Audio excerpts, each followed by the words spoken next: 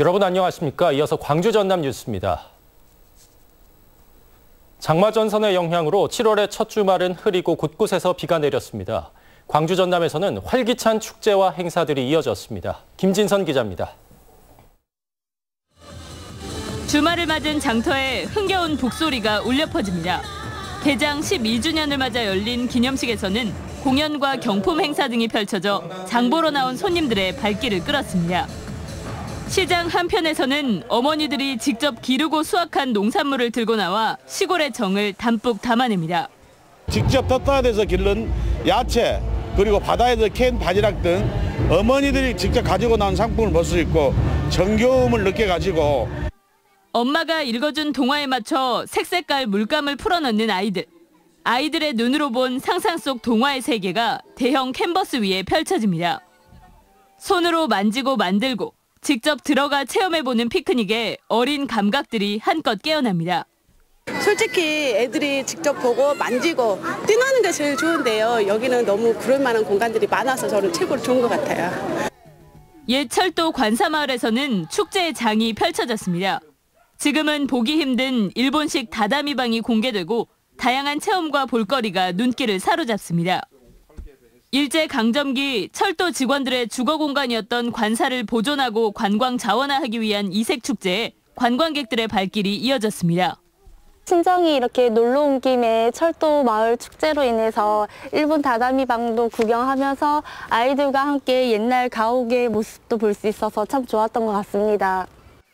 일요일인 내일도 광주와 전남에는 장마 전선의 영향으로 5에서 40mm의 비가 내리겠습니다. MBC 뉴스 김진선입니다.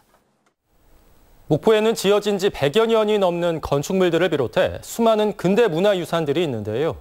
그동안 일제 잔재라는 이유로 외면받아 왔지만 최근 이러한 근대 문화유산들이 재조명을 받고 있습니다. 김양훈 기자가 취재했습니다. 1890년대 개항한 목포는 아직도 수많은 근대 문화유산들이 남아 있습니다. 격자형 근대 도시 계획을 적용한 원도심 도로, 일제 수탈의 상징인 구 동양척식 회사 건물과 오거리 문화센터로 활용되는 동본원사 등이 대표적입니다. 다른 어느 도시에도 없는 것이 목포에 있다. 저는 목포는 관광의 도시로서 근대 문화유산의 관광도시로서 굉장히 큰 가치가 있을 거라 생각합니다.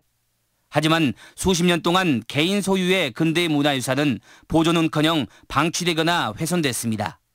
사적과 등록문화재 등으로 지정된 근대 문화유산은 전체의 30%에 불과합니다. 일제 역사의 흔적이 많은 목포를 찾는 관광객들이 늘자 최근 근대 건축물을 보존, 복원하려는 움직임이 활발해지고 있습니다. 일본식 게스트하우스를 짓고 근대 건축 유산을 연결해 근대사의 아픔을 기억할 수 있는 거리 만들기가 추진되고 있습니다. 또 근대 역사 문화유산 데이터베이스 구축과 장기적인 활용 방안 마련도 준비되고 있습니다. 건축자산진흥에 관한 법률에 의거하는 근대 문화유산 진흥구역을 설정을 하고 해당 구역을 종합적으로 체계적으로 관리할. 일제 수탈의 역사와 저항의 역사가 동시에 살아있는 역사 문화유산들의 관광 자원화 사업이 시작되고 있습니다. MBC 뉴스 김양훈입니다. 도내 공공체육시설에 설치된 우레탄 트랙과 인조잔디 42곳에서 유해 성분이 검출됐습니다. 전라남도에 따르면 지난해 전문기관 조사 결과 도내 공공체육시설 우레탄 트랙 60곳 가운데 36곳과 인조잔디 67곳 가운데 6곳에서 유해 성분이 검출됐습니다. 전라남도는 올해 국비 108억 원 등 224억 원을 들여 문제가 된 우레탄 트랙 21곳과 인조잔디 6곳을 교체할 예정입니다. 중소상인들 반발에 부딪혀 주춤한 상태인 광주 신세계 복합 쇼핑몰 사업과 어등산 사업과 관련해 윤장현 시장이 추진 의지를 밝혔습니다. 윤 시장은 최근 기자들과 만나 호텔과 공항은 도시 국제화에 필요한 인프라라며 자치단체마다 다른 상황을 정부에 설명하고 설득해 나가겠다고 말했습니다. 광주시의 인허가를 앞둔 신세계 복합 쇼핑몰의 경우 신세계가 중소상인 상생 방안 보완책을 마련하는 단계에 있고 광주시가 새 사업자 공모를 앞두고 있는 어등산 관광단지 개발의 경우 중소상인들 반발에 부딪혀 있는 상황입니다. 세월호 현장수습본부는 지난 28일부터 세월호 화물칸에 적재된 차량의 반출 작업을 시작해 사흘 동안 승용차 25대를 꺼냈다고 밝혔습니다. 현재 작업이 이뤄지고 있는 곳은 복층 구조인 2층 선미부 화물칸으로 주말에도 반출 작업이 이어졌습니다. 현재 세월호 3, 4, 5층 객실에서는 수색이 완료됐으며 오는 9월까지 1, 2층 화물칸에서 크레인으로 화물을 꺼내는 방식으로 미수습자 수색이 이뤄집니다. 환경부가 광주시와 목포시 등 전기차 수요가 많은 전국 48개 지방자치단체 모두 907대의 전기차 구매 보조금 예산을 추가 배정했습니다. 해당 지역에서 보조금 지원을 원하는 전기차 구매자는 다음 달까지 자동차 판매 대리점을 방문해 계약을 체결하고 보조금 신청서를 작성하면 됩니다. 환경부는 올해 14,000대 전기차 보급을 목표로 잡고 전국의 급속 충전기도 2,600기로 늘린다는 방침입니다.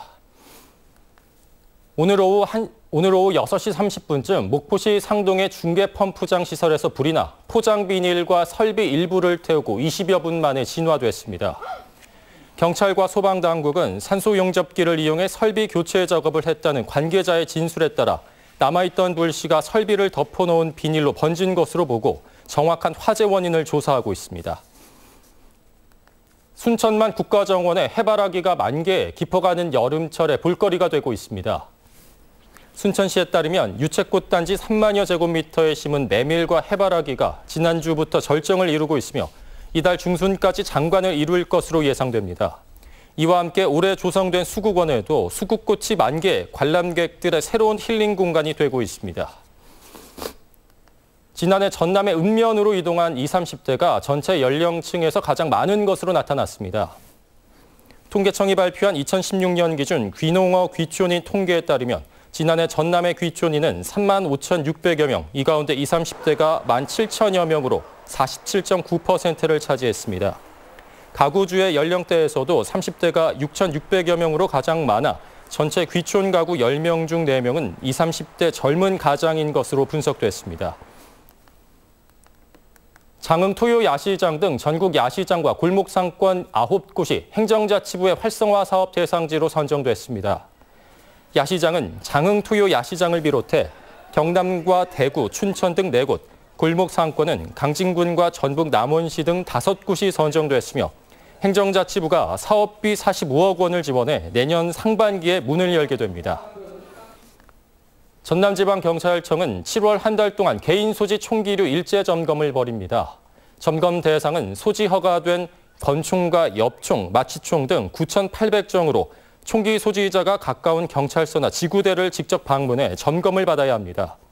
일제 점검 대상자가 정당한 사유 없이 점검을 기피할 경우 총기류는 영치되고 3년 이하의 징역 또는 700만 원 이하의 벌금에 처해집니다.